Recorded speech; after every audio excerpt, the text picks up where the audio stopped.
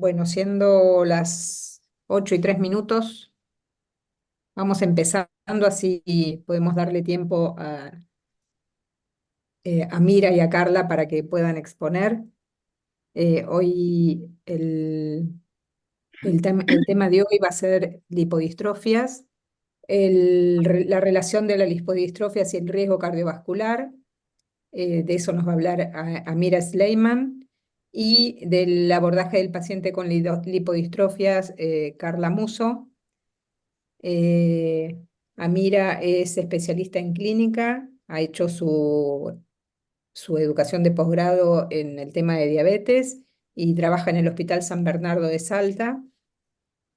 Y Carla Muso es médica especialista en endocrinología y coordinadora de diabetes en la Fundación Favaloro. Y bueno, todos la conocemos como referente en el tema de lipodistrofia. Creo que la conozco, no sé la fecha desde que la conozco, pero sí el momento, cuando me llegó la primer paciente grave con lipodistrofia, pregunté a quién me puede ayudar y ahí la conocí a Carla, que fue siempre muy generosa con su conocimiento, así que hoy va a ser lo mismo, nos va a contar sobre su experiencia. Bueno, muchas gracias, Maribé, por la presentación. Quiero también agradecer a la Sociedad Argentina de Lípidos por permitirme estar hoy. Le quiero agradecer a la doctora Carla Muso, que ella es la que me ayuda a razonar a los pacientes, y a otros colegas que me brindaron información y bibliografía para enriquecer este Ateneo. Y la verdad que fue un desafío y a mí me llamó la atención porque empezamos con la doctora Carla, tenemos, no sé si en seguimiento o sospecha diagnóstica de aproximadamente 30 pacientes de acá de Salta con lipodistrofia parcial, con lipodistrofia parcial congénita, en donde un grupo tiene enfermedad renal y crónica con proteinuria o sin proteinuria y otros con eventos cardiovasculares precoces que nos llamó la atención, que la mayoría tenía fondo de ojo normal y donde era más la presentación de riesgo cardiovascular que de enfermedad hepática. Entonces, ante esta observación decidimos hacer el Ateneo de lipodistrofias y riesgo cardiovascular y qué es lo que debemos saber nosotros en consultorio, porque podemos ver estos pacientes, recibirlos y es un desafío en realidad el diagnóstico y el tratamiento. Entonces yo me propuse una agenda y es mostrarles algunos casos clínicos de consultorio, hacer un pequeño repaso de algunos temas de fisiopatología del síndrome de resistencia grave a la insulina, hablarles un poquitito sobre la leptina, ver cuál es la clasificación de las lipodistrofias en forma práctica, porque son muchos de estos síndromes, cuáles son las manifestaciones clínicas más frecuentes que vamos a poder ver nosotros y tratar de llegar a un diagnóstico de certeza. Entonces, yo aquí les voy a mostrar, este es el caso de Nora, ella tiene 57 años, tenía antecedentes de hipertensión, síndrome depresivo diagnosticado a los 48 años, tomaba benzodiazepinas, nunca pudo tener hijos, tenía una dislipidemia mixta, tomaba estatinas, ezetimibe, se pensó en un inhibidor de PCSK9 que no se pudo conseguir, tenía hígado graso, pero con un FIB 4 de 0,59. El diagnóstico de diabetes a los 40 años, tenía múltiples tratamientos y llegó a usar insulina 135 unidades por día. Se le agregó inhibidor de SGLT2 y como tenía gran variabilidad glucémica y ustedes ven que la hemoglobina glicosilada siempre rotaba el 15%, le pedí un infusor continuo de insulina que se lo aceptaron y el valor mínimo que pudimos tener fue del 9%. Ella tuvo historia de triglicéridos de 1600, lo menor que tuvo es 235, pero un solo valor. Entra en diálisis con síndrome nefrótico. Le medimos LPA, tenía 97, una POE de 138 y el mayor registro de LDL fue de 178. Me llamó la atención que 8 años después de su diagnóstico de diabetes hace un infarto, le colocan un stent y le habían hecho el diagnóstico de polineuropatía que era severa. Me pareció muy precoz en 8 años a pesar de esa hemoglobina glicosilada al año siguiente una cirugía de revascularización miocárdica, a los 52 años inicia con albuminuria, tenía enfermedad carotidia bilateral moderada severa, enfermedad vascular periférica también de moderada severa y retinopatía diabética. A los 56 años entra nuevamente a cirugía de revascularización miocárdica, hace una nefropatía por contraste, determina en enfermedad renal crónica, ingresa a diálisis y finalmente muere. Los antecedentes familiares creo que de Nora eran peor que su historia familiar. Su mamá tenía diabetes, ella fallece, pero a los 70 años. Eran 9 hermanos, el último hermano muere en un accidente de tránsito, todos los hermanos tenían diabetes, todos fallecieron, este es el único que queda. Y si ustedes observan sus antecedentes, enfermedad vascular periférica, enfermedad coronaria, en diálisis, trasplante renal, amputación de miembros inferiores con proteinuria. Y el año pasado una sobrina de 21 años hace el debut de diabetes, ingresa a guardia y 5 días posteriores fallece. No sabemos la causa. Esta es Nora, si ustedes ven, esta es su foto de cuando era niña, tenía una fascia cushingoide, si ustedes ven prominencia del abdomen y una disminución quizás del tejido del diámetro de sus miembros inferiores. Esta es la mamá de Nora y esta es Nora en el consultorio. Si ustedes ven, tiene fascia cushingoide, aumento del tejido celular subcutáneo en la parte superior y en todo el perímetro abdominal, con disminución del tejido celular subcutáneo en los miembros inferiores. Cuando vemos los pacientes de perfil, este es un signo característico de pérdida de ese tejido celular subcutáneo, pérdida también de la grasa glútea con aumento de la grasa de la región suprapúbica y otras cosas, otras de las características es la hipertrofia de las pantorrillas. Por supuesto, esta paciente fue charlada con Carla y el diagnóstico presuntivo es una paciente con Coverlin. Después vamos a ver la clasificación. Tuve la posibilidad de hacerle un estudio genético para lipodistrofia y para quilomicronemia por el valor que tenía de triglicéridos. Para lipodistrofia, para el valor, para lipodistrofia no se encontraron variantes patogénicas. En Argentina se estudiaron todos estos genes y en España hay una sociedad donde está el doctor Araupa, él lidera lipodistrofia, casi es un referente a nivel mundial, y ellos estudian todo este panel de genes en donde los que están en rojo son los que no pudimos estudiarle a esta paciente y quizás tampoco estos genes también sean negativos y sea una nueva variante. Para quilomicronemia, esta paciente tenía alteración en ApoE y en ApoA5 heterocigota. A ella también le medí actividad de lipoproteína lipasa. Esta es una segunda paciente que tiene antecedentes familiares, su papá con diabetes, tuvo una ACV a los 41 años, ella tuvo una pancreatitis a los 14 años, una ACV isquémico a los 51 años, diabetes a los 43, 130 unidades de insulina usó en su vida, neurología la estudia, Holter normal, ecocardiograma, Doppler carotidio, arterial de miembros inferiores normal, con fondo de ojo normal, y siempre hemoglobina glicosilada alrededor de 16%, triglicéridos cercanos a 300 y tenía un LDL de 106. Esta es la paciente, nuevamente las mismas características, ustedes observen la cara, la región del tórax es mayor que las piernas. Este es otro signo característico en los miembros superiores, con la pérdida del tejido celular subcutáneo, y esta paciente por haber tenido pancreatitis se pensó en una lipodistrofia de tipo 3. Bueno, esta es otra paciente joven con antecedentes familiares, todos sus tíos con diabetes, ella era hipertensa, tuvo 2 ACV a los 43 años, el diagnóstico de diabetes a los 39 años, usaba 105 unidades de insulina por día, ecocardiograma normal y en la angiografía tenía una placa carotidia intracraneal con fondo de ojo normal. Nuevamente se repite el mismo patrón, hemoglobinas glicosiladas altas con triglicéridos altos y esta paciente hiperfiltrada. Esta es Rosita, observen lo mismo. en los miembros inferiores, que es el lugar donde se deposita el celular subcutáneo. Y por último les voy a presentar un varón porque estas patologías son más frecuentes en mujeres y es más difícil el diagnóstico en varones porque ellos son más musculosos y se confunde con el fenotipo del varón.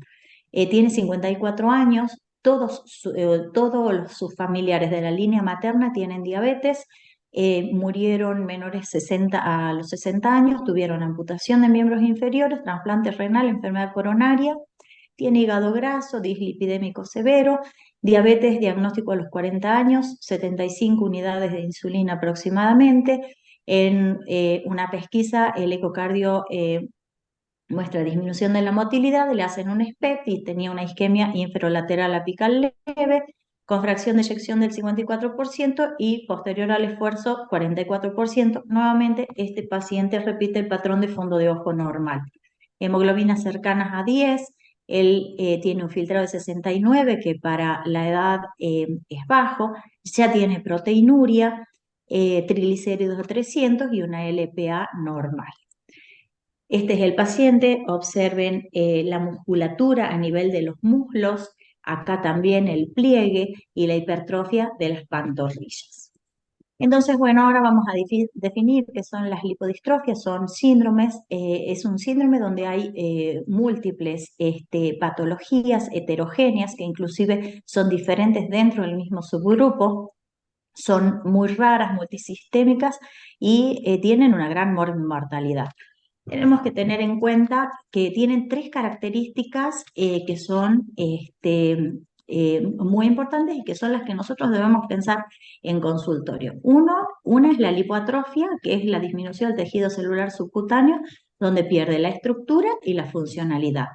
La resistencia a la insulina, que es severa, con hipertrigliceridemia en mujeres, síndrome de ovario poliquístico, hiperandrogenismo, muscle D, y acantosis nígricas de aparición que sea muy notoria, que sea severa y de aparición precoz.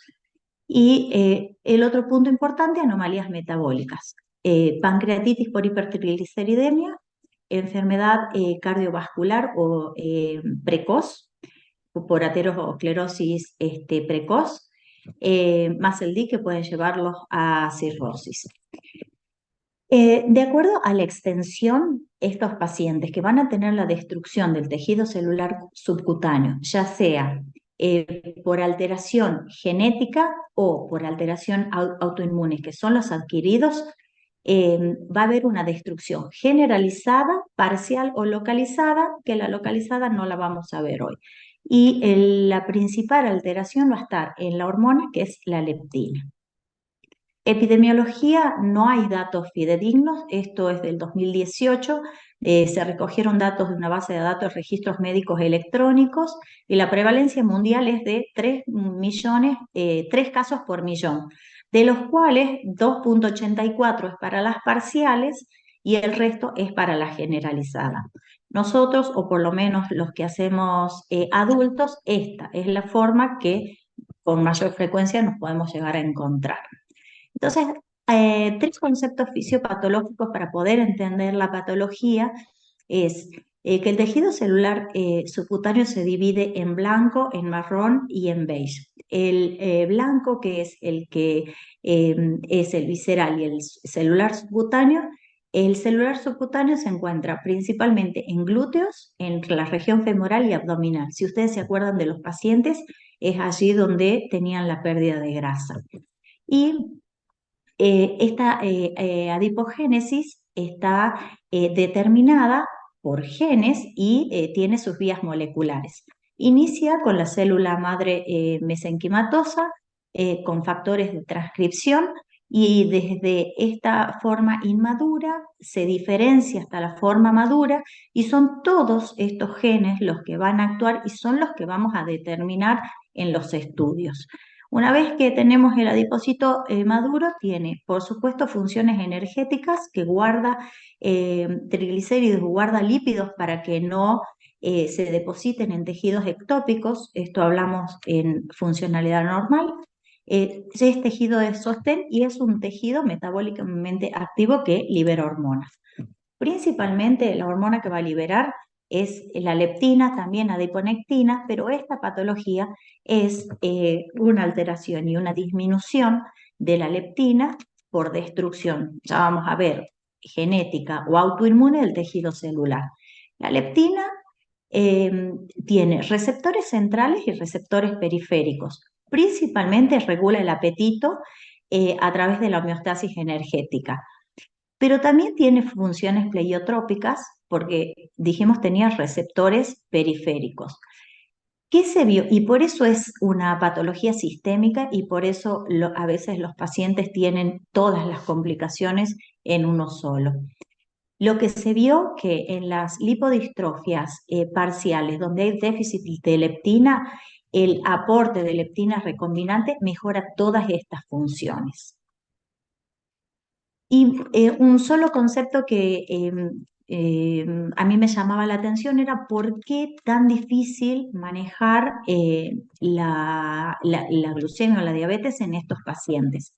Y aquí si observamos la leptina y la insulina tienen distintas vías de señalización, pero llega un punto en donde se conjugan y comparten la fisiopatología. Si aquí en este gráfico observamos las funciones de la leptina y las funciones de la insulina, actúan en transcripción de genes y en proliferación celular, en el metabolismo, en el transporte de glucosa y en la síntesis de lípidos. Entonces ahí podríamos entender qué es lo que pasa en esta patología. Entonces, una vez con esos conceptos fisiopatológicos, ahora lo que nosotros queremos hacer es clasificarlas para que nos quede un esquema mental y podamos practicarlo o tenerlo presente en consultorio. Estas dos no las vamos a ver, las relacionadas a HIV y las relacionadas a medicación, y entonces las vamos a dividir en congénitas y en adquiridas. Congénitas es por alteración de variantes patogénicas y las adquiridas son relacionadas a enfermedades autoinmunes. Y estas dos las vamos a clasificar en generalizadas cuando afecta todo el tejido celular subcutáneo y las parciales cuando afectan solo una región. También para tener algo presente en nuestro consultorio es, de estos cuatro grupos, la generalizada congénita, la adquirida y la parcial, tienen principalmente características acromegaloides y la única que tiene facie cushingoide son las parciales, que ahora vamos a describir un poquitito cada una. Entonces, esta es la congénita generalizada, que es el síndrome de Berardinelli. Acá tenemos algunas imágenes. Esta es autosómica recesiva, siempre hay consanguineidad. Es una lipoatrofia que afecta en forma generalizada, inclusive tejido celular de sostén, inclusive el médula ósea. Miren acá sin tejido celular, estas zonas son de acantosis nígricans, facie acromegaloide, esta distensión abdominal es por hepatomegalia, pueden tener hernia umbilical, hay hipoerandrogenismo, acá observen la flebomegalia, la prominencia muscular y las características de todas estas patologías es hipertrigliceridemia severa que a estos pacientes los lleva a pancreatitis, el desarrollo de diabetes. Estos chicos a partir de los 20 años tienen diabetes. Estos pacientes los ven los pediatras porque aparece al nacimiento o en la infancia, pero tienen una característica que casi nunca hacen el debut de diabetes con cetoacidosis. Hay cuatro grupos y de los cuales hay dos que son severos porque están relacionados a miocardiopatía hipertrófica y a arritmias ventriculares mortales que les pueden llevar a muerte súbita. Esta es la evolución de uno de estos chicos. Este es de un reporte del doctor Araujo. Después tenemos las adquiridas generalizadas, que se denomina el síndrome de Lorenz. También aparecen en la infancia y en la adolescencia. Aquí hay antecedentes familiares de enfermedad autoinmune, pero no de lipodistrofia. Tiene tres variedades: una autoinmune relacionada a alguna patología, pueden aparecer después de una paniculitis y hay formas idiopáticas. Este desarrollo lo pueden tener en semanas, de una forma grave, en meses o inclusive en años. Y después la lipodistrofia adquirida parcial, que es el síndrome de Barraquer, también comienza en la niñez. Acá la lipodistrofia comienza en céfalo-caudal, con la cara, los brazos y el tórax. Es progresivo, también está relacionado a enfermedades autoinmunes. También se ha descrito posterior a una infección viral y está relacionado en 25% a un tipo de glomerulonefritis asociada a C3. Y bueno, esto es como para saber dónde ubicarnos. Las lipodistrofias congénitas familiares, las parciales, miren todos los subtipos. Hay algunas que tienen una denominación específica, la mayoría son autosómicas dominantes. Estos son los genes, esto no lo podemos aprender. La más frecuente es la número 2, la segunda en frecuencia la número 3 y el resto, miren, este es un paciente, 6 pacientes, una familia, porque muchos de ellos, muchas de estas pacientes no se logran conocer las variantes genéticas. Y esta, la variante de Coverling, no se encontró, se piensa que es multigenética y esta es la mayoría de los pacientes que compartimos con Carla y pensamos que pueden ser estas variantes. Muy poquitito de estas pacientes Coverling empieza en la infancia, en la adolescencia, pero también puede comenzar en el adulto. Fíjense que parece un síndrome de Cushing, tiene obesidad central, pérdida de grasa en las extremidades y en la cara puede estar aumentada o puede estar disminuida la grasa. ¿Qué es lo que tienen estos pacientes? Y por qué esta fue la idea de hacer el Ateneo y darle otra visión desde lo cardiovascular y no desde la afección hepática? ¿Tienen pancreatitis? Bueno, como ya les dije, no tienen genes específicos determinados. Esta es la tipo 2, esta es la más frecuente, la de Danigan.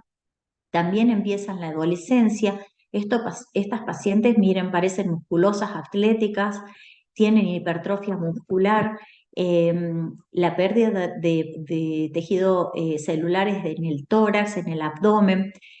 Eh, Estas tienen aumentada la grasa en cara, en cuello, pero a diferencia de Coverling, los otros pacientes tienen obesidad central.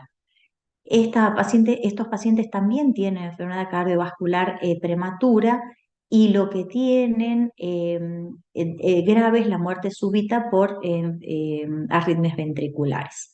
Además tienen trastornos, compresión en los nervios periféricos, amiotrofia.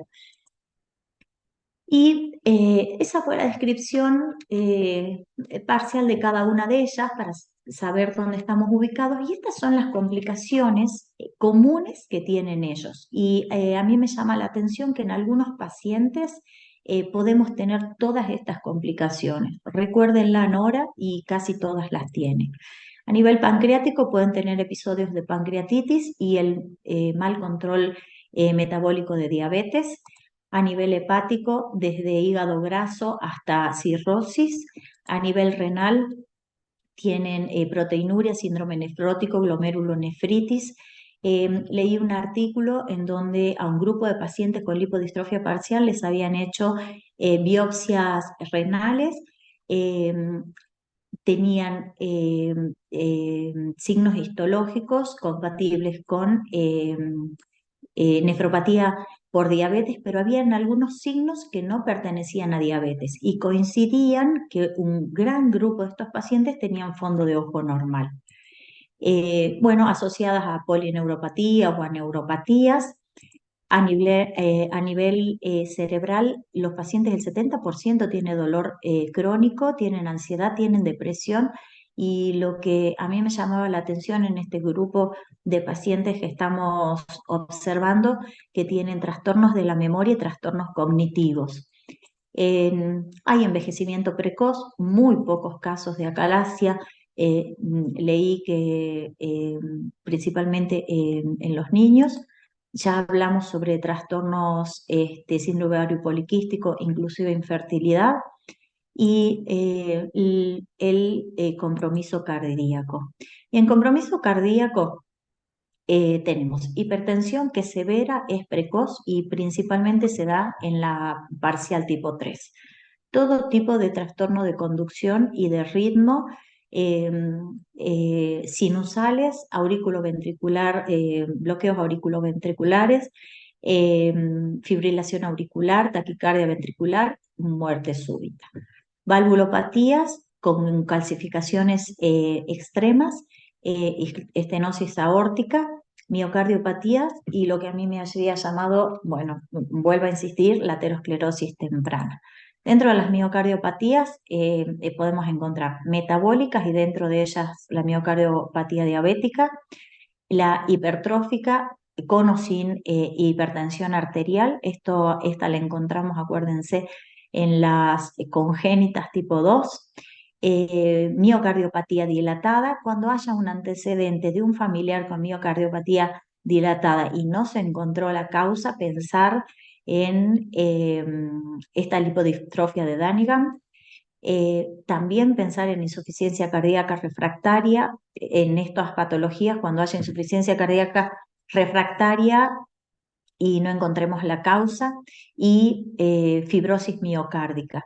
La resonancia magnética con gadolinio y que se observa un realce tardío es un marcador temprano de trastornos de la conducción y de arritmias ventriculares que preceden al daño miocárdico en estas pacientes con lipodistrofias parciales, que son los pacientes que nosotros vamos a ver en consultorio. Y después, bueno, lo que, vuelvo a insistir, me llamó la atención es la aterosclerosis temprana, agresiva. La prevalencia es mayor al 60%, aparece antes de los 50 años, es recurrente. En ausencia de diabetes también se puede presentar, principalmente es en las parciales congénitas, es mucho más agresiva en la Danigan, que es la tipo 2, y lo que se vio que esta aterosclerosis y es mucho más grave en las mujeres, los triglicéridos son mucho más altos y el colesterol también mucho más alto en las mujeres. Las causas se creen que es un efecto directo de genes sobre la función endotelial y el exceso de VLDL causa aterosclerosis acelerada por lipogénesis de novo. Y bueno, acá algunos artículos que son casos clínicos donde describen aterosclerosis precoz y trastornos de la conducción en una paciente con Danigan. Tenía 35 años esta paciente, ingresa por un síncope, tenía un bloqueo B completo, había tenido un bypass coronario. Cuando le iban a poner el marcapaso, le hacen una CCG y tenía obstrucción en el injerto. Bueno, tiene buena evolución. Este es un paciente japonés con diabetes que tenía aterosclerosis prematura. Le hacen el panel de genes, no encuentran variantes patogénicas y ellos piensan que es alguna que no está descripta. Y después este otro revisión sistemática sobre perilipina 1. Perilipina es la gotita de grasa que está dentro del adipocito, está rodeada por una pequeña membrana que tiene proteínas y fosfolípidos. Esa proteína es perilipina 1. La alteración genética en esta da una aterosclerosis precoz y muy agresiva. Entonces, bueno, como diagnóstico, ya acercándonos a tratar de llegar al diagnóstico de estos pacientes, tenemos los antecedentes personales y familiares que ya hemos hablado, el fenotipo clínico, la descripción de estos pacientes, el fenotipo metabólico, pedir en el laboratorio, bueno, glucemia, perfil lipídico, hepatograma, todo lo que vamos necesitando de acuerdo a la manifestación y a la expresión. Y ahora vamos a hablar un poquitito de composición corporal, algo encontré de inteligencia artificial, hablar de leptina y bueno, Carla va a hablar sobre genético. El laboratorio de leptina a todos los pacientes no les pedimos, no se pide leptina porque tiene un ritmo circadiano y un ritmo pulsátil. Baja por la tarde, aumenta por la noche. No hay valores de referencia y hay muchos pacientes que pueden tener un nivel alto de leptina, un nivel normal y un nivel bajo. O sea que no nos cambiaría el diagnóstico si lo tenemos por fenotipo, que el principal diagnóstico es clínico. Eh, por resonancia y por DEXA, lo que vemos es la composición corporal, el porcentaje total, el porcentaje parcial, si hay depósitos de grasa ectópico, si hay degeneración de grasa o si hay falta de grasa en alguna región. Bueno, esto es lo que inteligencia artificial que hicieron, tomaron pacientes con lipodistrofia congénita, tomaron fotos de ellos, fotos de pacientes desnutridos y fotos de pacientes eutróficos pero deportistas. Y llegaron a la conclusión que para lipodistrofia congénita generalizada tiene una sensibilidad, una especificidad mayor al 90% y con un excelente, con excelente sensibilidad, especificidad, precisión, perdón. Y esta es una aplicación que la creó el doctor Araujo, que les dije que era un referente en España, que también tiene una excelente precisión para llegar a un diagnóstico presuntivo. Y bueno, y casi finalmente el razonamiento ante la sospecha clínica, tenemos que pensar, ¿tenemos criterios de lipodistrofia? Ahora los vamos a repasar concretamente. Si tenemos criterios de lipodistrofia, ¿tiene anomalías metabólicas que suman a eso? Si esto suma, nosotros debiésemos pensar, ¿es causa genética o es causa adquirida que dijimos era autoinmune? Y entonces la sospecha diagnóstica, y para que nos quede esto y lo podamos reproducir en el consultorio, antecedentes familiares de diabetes tipo 2, siempre preguntarle a los pacientes. Diabetes de diagnóstico temprano, con mal control metabólico, con uso de dosis suprafisiológicas de insulina, hipertrigliceridemias severas, que hayan tenido pancreatitis, evento cardiovascular precoz, síndrome ovario poliquístico, MASLD, principalmente en no obesos, pero también puede ser en pacientes obesos, acantosis nigricans severa, hiperfagia, eso se me pasó, hiperfagia al tener disminución de leptina, los pacientes tienen apetito voraz, enfermedad renal crónica, proteinuria, y si tenemos un fondo de ojo normal, nos va a apoyar el diagnóstico. Bueno, muchas gracias. Me gustaría saber cómo son unos años previos estos pacientes para poder diagnosticarlos antes, porque llegan como muy tarde, ¿no? Llegan muy tarde, bueno, es lo que decía, nosotros somos clínicos, eh, creo que tener en cuenta todos estos detalles, cuanto antes mejor, quizás diagnóstico de diabetes en personas muy jóvenes. Sí, no tipo ¿Puedo uno, decir claro. algo? Sí, Mira, excelente, excelente, amiga. El tema es que es una enfermedad como todas las enfermedades poco frecuentes que no se conoce y entonces llega un paciente complejo utilizando altas dosis de insulina o que no responde a ningún tratamiento y es más fácil mandárselo al colega de al lado sin pensar qué puede ser, porque en realidad cuando uno no puede diagnosticar lo que no conoce, eso lo decimos para cualquier enfermedad, pero en estas nos pasa que los pacientes han estado en muchísimos consultorios antes que el nuestro y que no han tenido un diagnóstico ni siquiera presuntivo. Y entonces van de consultorio en consultorio y llegan a los 40, 45 años, 35, 38 años sin diagnóstico y lo que tienen es una lipodistrofia parcial. Porque obviamente, como bien decía Mira, los pacientes con lipodistrofia congénita los diagnostica el neonatólogo o los diagnostica el pediatra en la primera semana o mes de vida, porque son muy típicos y realmente llaman muchísimo la atención. En cambio, estos pacientes, las parciales, bueno, puede ser una mujer con un abdomen muy prominente o una mujer que tiene mucha grasa en la cara y como bien decía Mira también, se confunden con Cushing, se confunden con acromegalias y llegan los pacientes con unas carpetas gigantes de estudios, de años de estudios, pidiéndole y tratando de diagnosticar una enfermedad que no tienen.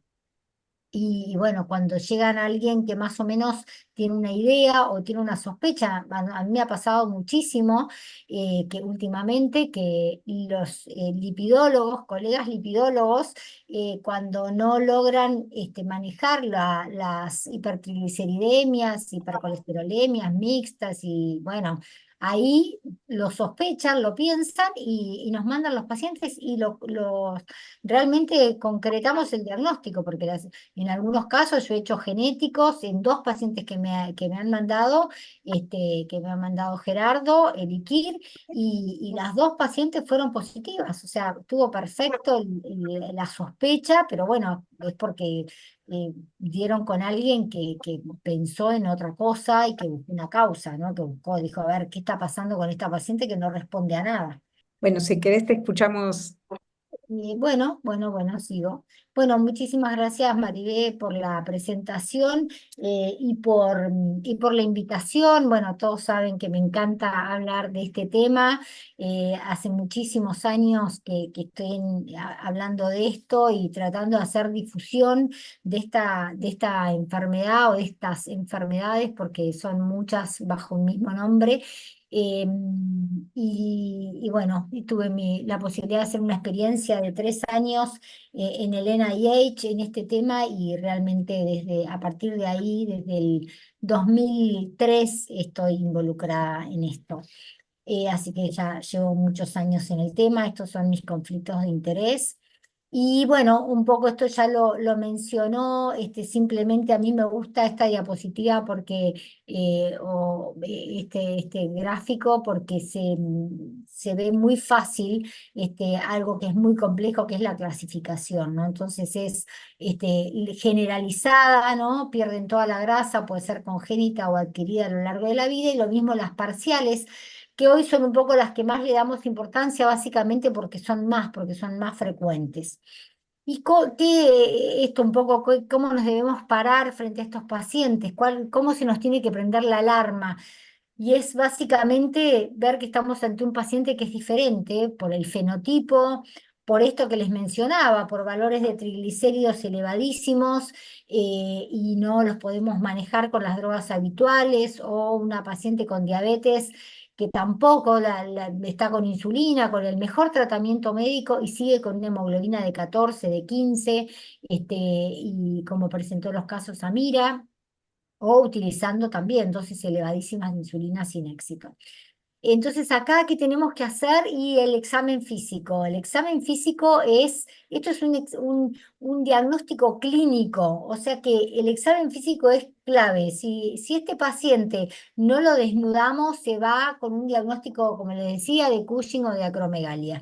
Y entonces, si lo desnudamos, nos damos cuenta que tiene una hepatomegalia que es realmente muy importante. Vemos la venomegalia, vemos la protrusión del ombligo, que básicamente no es una hernia umbilical, sino es que no tiene grasa en la pared abdominal.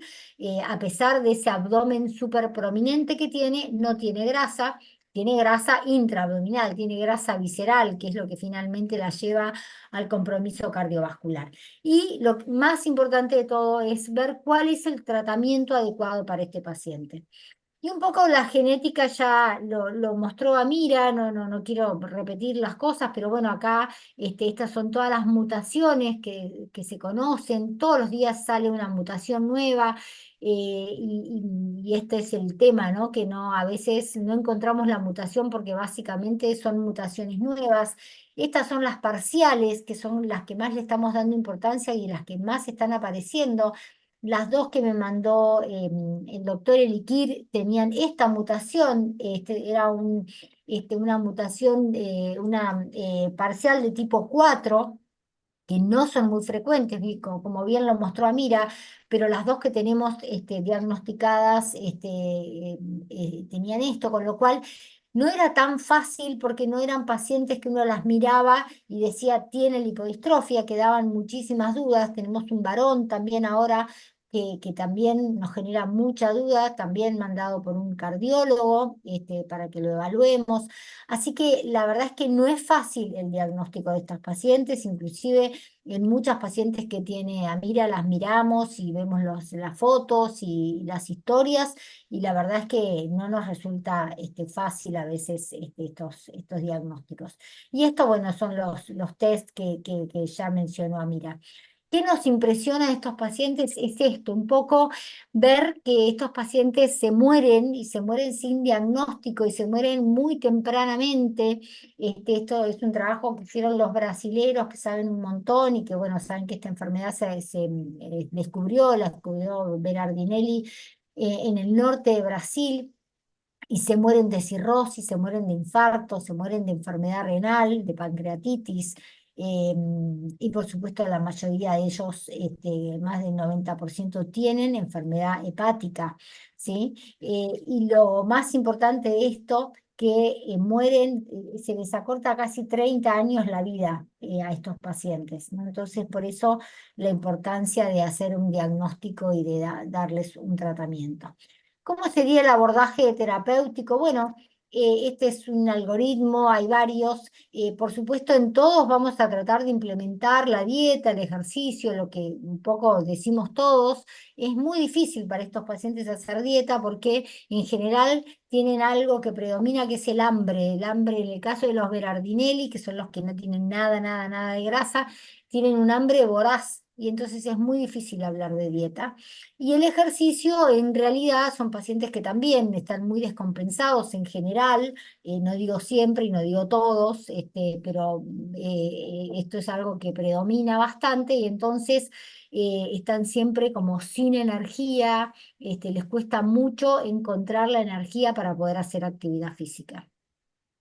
Por supuesto, evitar el alcohol, por el tema de las pancreatitis, las hipertrigliceridemias tan marcadas que tienen.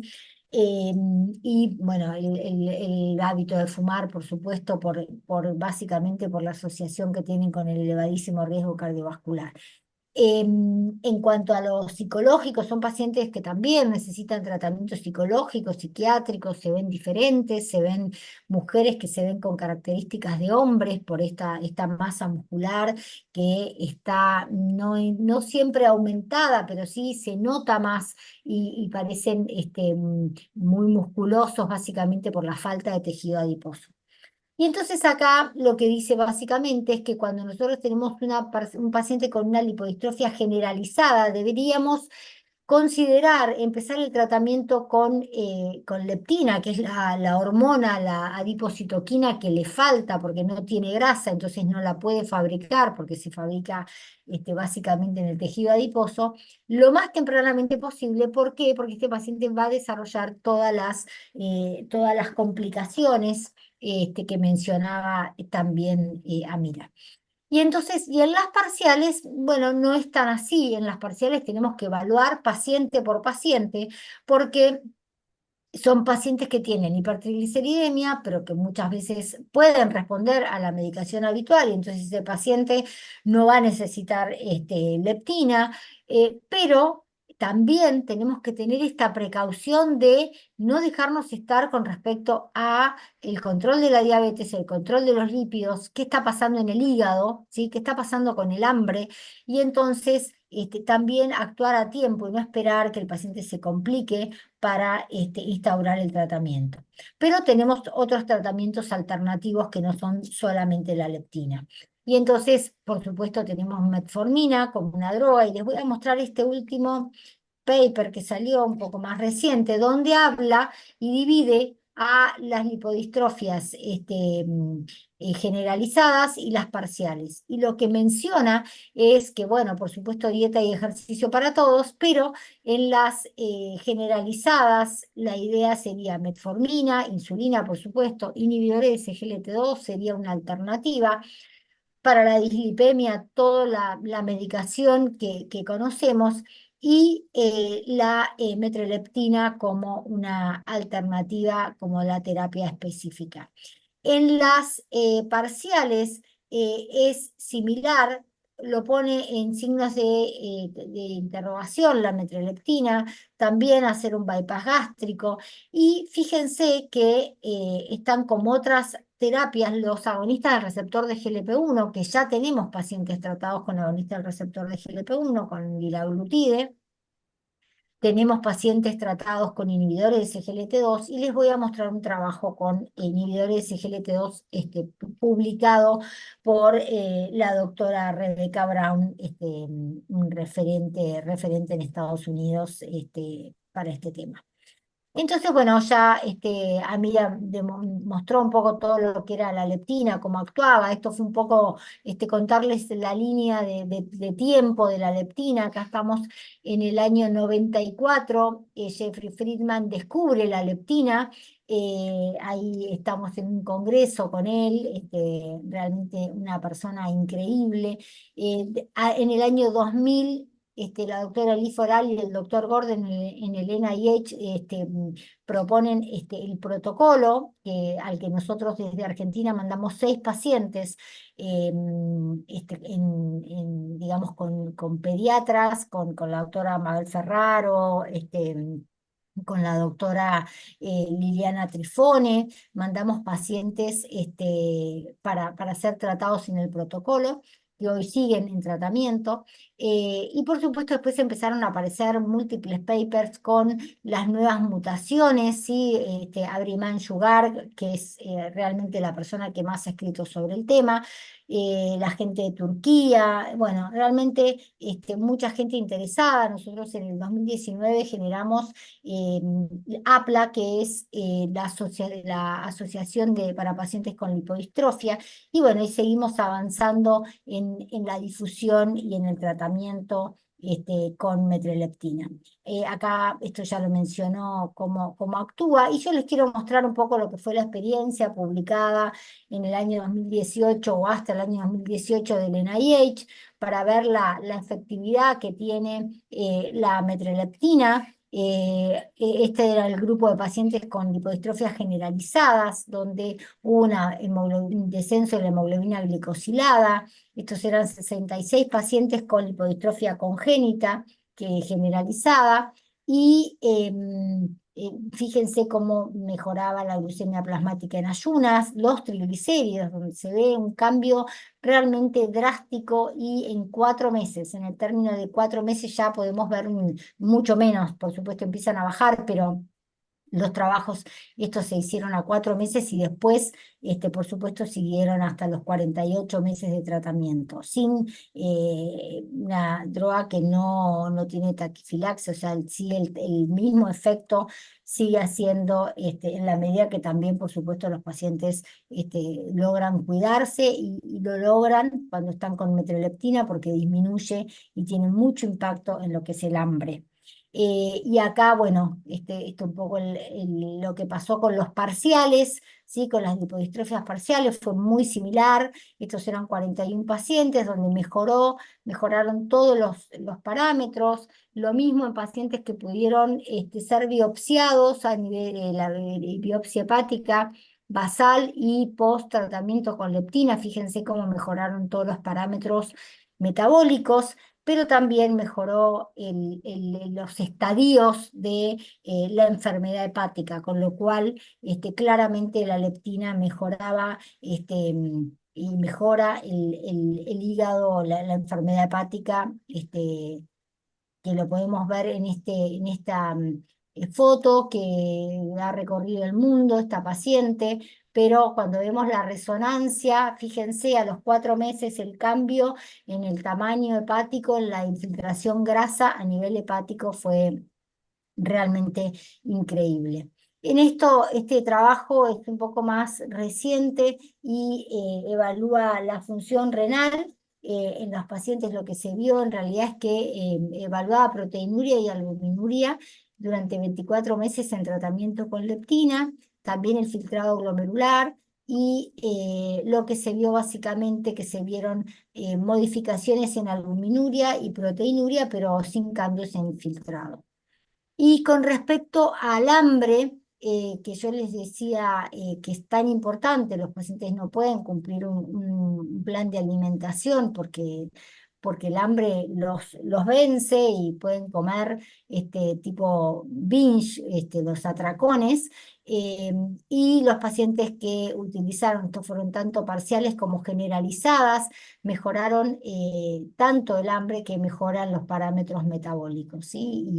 Y esto está dicho también por los pacientes, algunos que tenemos en tratamiento, que nos cuentan un poco sus experiencias, lo que era el hambre previo a utilizar leptina, que dominaba su vida y dominaba su pensamiento, el hecho de tener hambre en forma continua y constante. Y este es el trabajo que publicó hace muy poco Rebecca Brown con el tratamiento con inhibidores de SGLT12, pacientes con lipodistrofias parciales. Eran solo 12 pacientes. Esto, bueno, como es una enfermedad rara, 12 pacientes es un buen N para este tipo de enfermedades. Y lo que se vio básicamente que se confirmó la seguridad y la eficacia en este grupo de pacientes. O sea que sería una herramienta más que podemos utilizar y nos tranquiliza que esté publicado. Todavía, por lo menos yo no vi ninguna publicación con GLP-1. Rebeca me cuenta que se está por publicar y que andan muy bien los pacientes, pero no está publicada todavía. Y con respecto a calidad de vida, también Rebeca hizo este trabajo donde evaluaba cómo cambia la calidad de vida en los pacientes antes y después de utilizar leptina. Y lo que ellos dicen un poco es que les cambia la vida, que el tema de la hiperfagia, que era lo que realmente los perturbaba en su día a día, esto se modifica, que por supuesto el hecho de poder tener control sobre sus alteraciones metabólicas realmente cambia su ánimo, y poder tener energía para hacer cosas tan básicas como trabajar, ir al colegio y las cosas de todos los días, ¿no? En cuanto al tratamiento con leptina, revierte un poco todo lo que le fui mencionando. Tenemos que tener algunos cuidados porque estos son pacientes que tienen un índice de masa corporal normal, y entonces a veces al perder el hambre pueden bajar mucho de peso, cosa que tenemos que controlarla. Como efecto adverso puede haber una ardor o dolor en el sitio de inyección. Además, piensen que estos son pacientes que no tienen grasa, y entonces a veces es difícil, si bien la inyección podría ser en los mismos lugares donde uno se inyecta insulina, al no tener tejido celular subcutáneo, esto duele bastante. Generar hipoglucemia si no evaluamos los otros tratamientos que están haciendo y no los ajustamos. Y lo que nos puede pasar es que se generen anticuerpos neutralizantes, que por supuesto tendríamos que suspender la medicación. Y en cuanto a los linfomas, el desarrollo de linfomas es muy controvertido. Ha habido historias de pacientes con lipodistrofia con linfomas sin haber utilizado leptina, y otros con leptina. La verdad es que esto es siempre un gris, y hay que evaluar cada paciente. Así es como viene la leptina en un polvo que hay que reconstituir con con agua bacteriostática, y lamentablemente se inyecta con jeringas, pero bueno, esto lo aprenden y lo pueden hacer, no es tan difícil.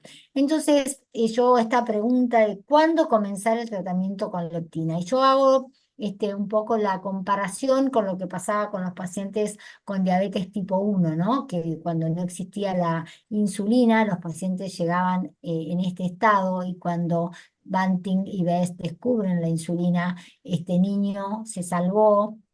Durante muchísimos años pudo vivir con su diabetes controlada. Y esto es un poco lo mismo, ¿no? O sea, como pacientes que tienen lipodistrofia generalizada, ¿cuándo empezar con la leptina? Y yo creo que lo antes posible, para evitar un poco las complicaciones que tienen estos pacientes por no tener la hormona que realmente requieren. Y esto es un protocolo para realmente ver cuándo y cómo empezar para evitar todas las complicaciones que lo va a llevar, digamos, tener la glucemia y la hemoglobina glicosilada elevada, lo mismo la fibrosis a nivel hepático, con lo cual yo diría que evaluemos a los pacientes, y cuanto antes los pacientes no reviertan sus parámetros con la medicación habitual, tener presente a la leptina.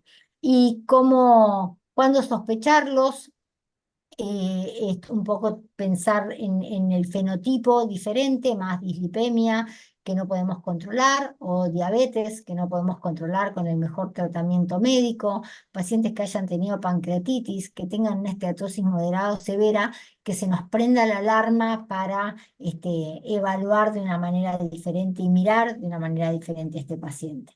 Y estos son todos pacientes nuestros y pacientes que hemos visto a lo largo de tantos años, ¿no?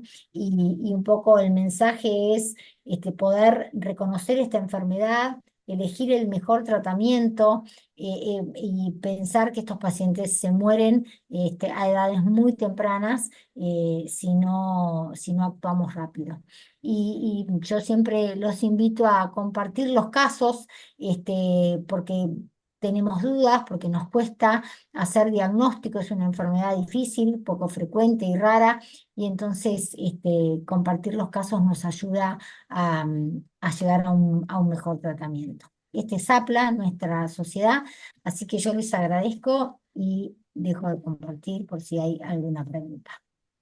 Carla, estamos en tiempo, pero a ver si podemos contestar dos preguntitas de las que había muy cortito. Sí, Una es perfecto. si estos pacientes tienen un proceso inflamatorio importante, si evalúan PCR, y la otra te hago las dos juntas, así Sí. contestas todo. Y otra, si el no tener dislipidemia descarta la lipodistrofia.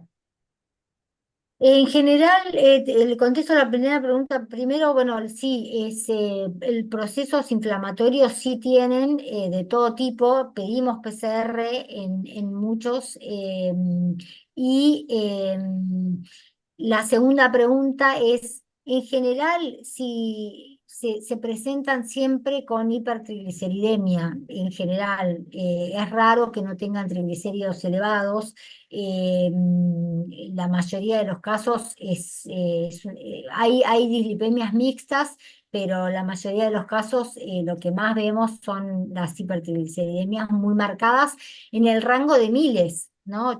800, 1500, 5000. Tenemos pacientes con 10.000 de triglicéridos, 7000. O sea, es algo Similares muy.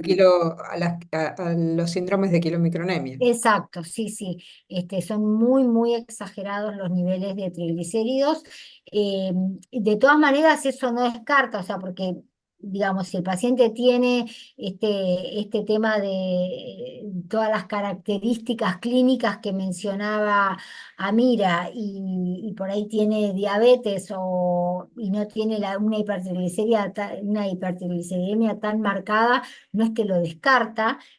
Pero bueno, o a veces puede ser al revés. Tenemos pacientes, por ejemplo, una de las pacientes que me mandó Gerardo tiene una hipertrigliceridemia marcada, y tiene, por ejemplo, no tiene diabetes todavía, y tiene casi 40 años. O sea, no es que porque no tiene diabetes no lo sospechamos. Y de hecho, la sospechó Gerardo, le hicimos el genético y tiene una de tipo 4. O sea que son tan heterogéneas las formas de presentación que por eso la alarma se tiene que prender con varias cosas.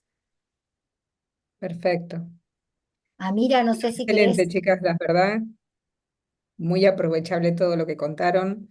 Queda Buenísimo. la duda, no pudimos hablar, Amira, sobre el tema de tan localizados estos pacientes, tan raros y tantos por ahí Sí, por Salta. No sé si es que tenés el ojo muy afilado o si hay familias fundadoras ahí en esa me zona. parece, sí, me parece que puede ser eso porque también hay un grupo de hipertrigliceridemias severas por kilomicronemia, así que me parece yo estoy tratando de ver si hay alguna superposición. La primer paciente también le pedí actividad de lipoproteína lipasa y está disminuida y el fenotipo, si ustedes vieron, es de una lipodistrofia. Carla, creo que también compartís eso, ¿no es cierto? Que regionalmente quizás Sí. estén aumentados los casos acá. Sí, sí, hay como focos, porque por ejemplo en Corrientes hay un montón de pacientes también, y en otros lugares no vemos así. Está bien, podemos tener a alguien que tiene, como vos decís, el ojo más afilado y los busca más, eso sin duda, que está más alerta, pero de todas maneras hay lugares donde realmente vemos muchos casos y... Así como, bueno, como pasa en Brasil, ¿no? Que tienen lugares. Ahí ellos tienen mucho Berardinelli por consanguinidad. Nosotros, la verdad, que en los pacientes Berardinelli que tenemos, yo por lo menos en los Berardinelli que he diagnosticado no tienen o que me han mandado para ver, no hay consanguinidad. O sea, no tengo ningún paciente con consanguinidad. Pero bueno, en Brasil es algo súper frecuente y por eso hay una ciudad que son la mayoría Berardinelli, tremendo. Pero bueno. Sí, yo creo que hay algo, y hay algo que también nos llama mucho la atención, es que la mayoría de los pacientes tienen un nivel socioeconómico y cultural muy bajo, salvo algunas excepciones que tenemos ahora con estos parciales que nos han mandado. En general son pacientes de muy bajos recursos. Eso la verdad que no sabemos tampoco bien por qué, pero es así. Eso es lo que vemos en la clínica. Bueno, Así que muchísimas gracias. bueno, gracias a ustedes por No la sé si, invitación y bueno, un placer haber compartido esto con ustedes.